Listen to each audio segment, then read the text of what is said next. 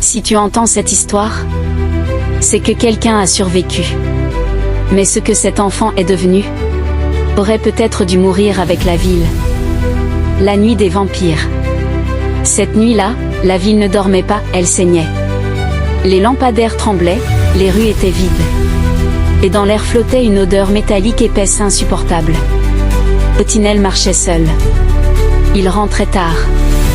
Puis il l'a vu. Un corps au sol. La poitrine ouverte, vide. Pas un simple meurtre. Quelque chose avait mangé. Un cri déchira la nuit. Un cri d'enfant. Otinel courut vers la place centrale, et ce qu'il vit dépassait l'horreur.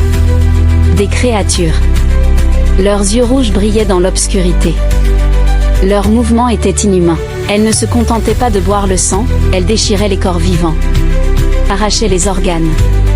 Se nourrissaient pendant que leurs victimes hurlaient encore. La ville était devenue un festin. Derrière une voiture renversée, une petite fille tremblait. Ils ont mangé maman. Sa voix était brisée.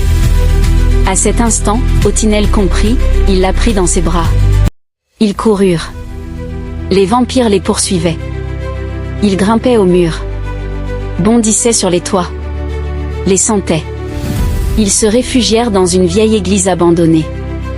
Les coups frappaient la porte. Encore. Encore. Les gonds cédèrent. Otinel ouvrit une trappe derrière l'autel. Descends.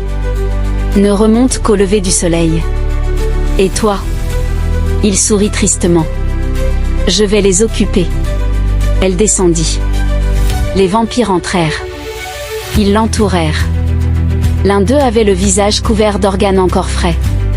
Otinel ne cria pas. Ils le déchirèrent vivant. Arrachèrent ses organes. Burent son sang jusqu'à la dernière goutte. Ses cris résonnèrent, puis plus rien. Le matin arriva. La ville était silencieuse.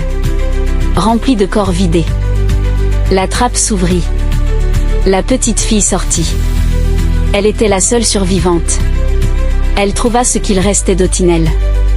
Elle posa sa main sur son front froid. Merci. Mais elle ignorait une chose. Otinel avait été griffé. Et le soleil ne tue pas toujours ce qui est déjà marqué. Une douleur brûla sa gorge. Ses veines devinrent sombres. Son cœur ralentit. Elle leva la tête. Ses yeux étaient rouges. La dernière survivante n'était plus humaine. La ville n'a pas été sauvée. Elle a simplement changé de propriétaire. Si cette histoire t'a donné des frissons, ce n'est que le début. Abonne-toi maintenant, avant que la prochaine histoire ne te trouve.